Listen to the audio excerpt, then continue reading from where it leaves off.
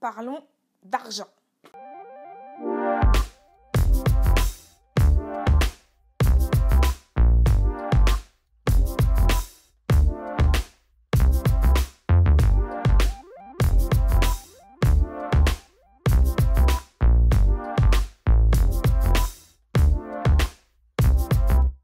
Vous en avez probablement déjà rencontré ou peut-être dans un avenir proche, les clients qui veulent toujours baisser vos tarifs. Alors comment gérer ce type de situation?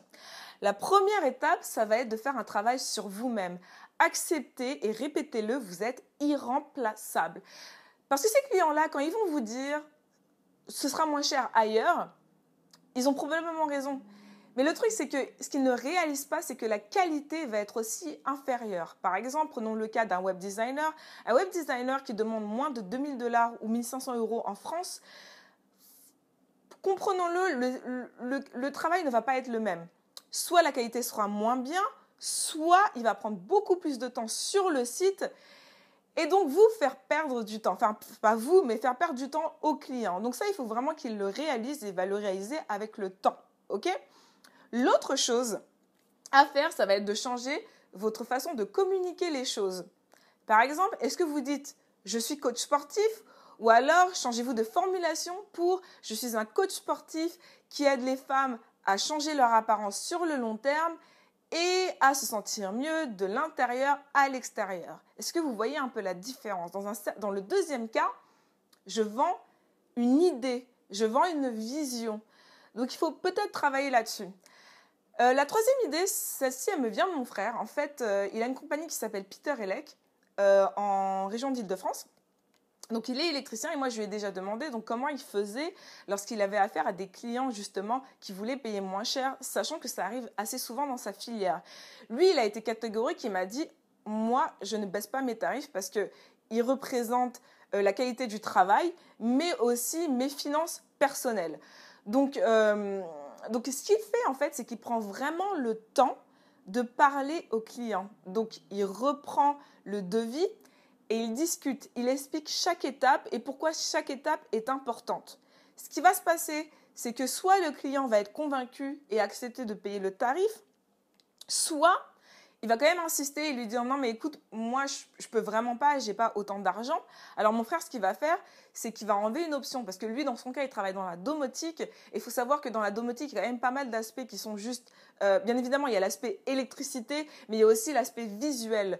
Donc, lui, il peut enlever des options. Et dans ce cas-là, c'est gagnant-gagnant pour les deux parties, dans le sens que mon frère, finalement, il ne change pas son tarif, il enlève juste une option et l'autre personne, elle a un devis moins cher. Donc moi, je vous invite à faire ça, à parler au client et peut-être à revoir les options et peut-être en retirer une. Et la dernière étape, ça va être d'apprendre à dire au revoir en fait. Il faut accepter que plus vous savez le faire, plus vous dites au revoir, plus vous allez être proche de votre client idéal. Et donc, vous l'avez compris, quand je dis dire au revoir, c'est aussi savoir changer de cible. Parce que honnêtement parlant, si vous attirez des gens qui ne payent pas, c'est parce que vous n'avez pas encore réussi à bien cibler. Ce que beaucoup de coachs ici font, donc il y a des coachs, vous savez, pour les entrepreneurs et les coachs en développement personnel. Ce qu'ils font en Amérique du Nord, et c'est ce que j'aime beaucoup, ils utilisent une phrase qui explique vraiment quelle est la cible, à savoir « je travaille avec des entrepreneurs qui veulent investir dans leur entreprise » ou « je travaille avec des entrepreneurs qui sont prêts à agir maintenant ». Donc tout ça, ça pousse à l'action.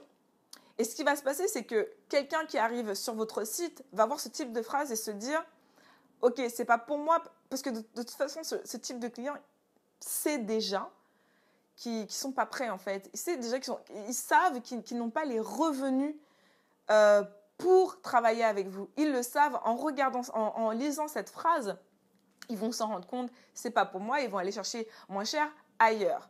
Ok?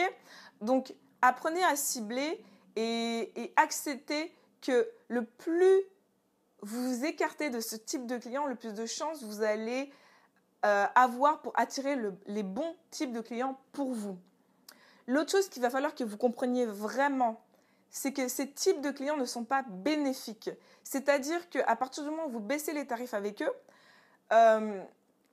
ils sont chiants. Faut dire les choses comme elles sont. Ils sont vraiment chiants, en fait.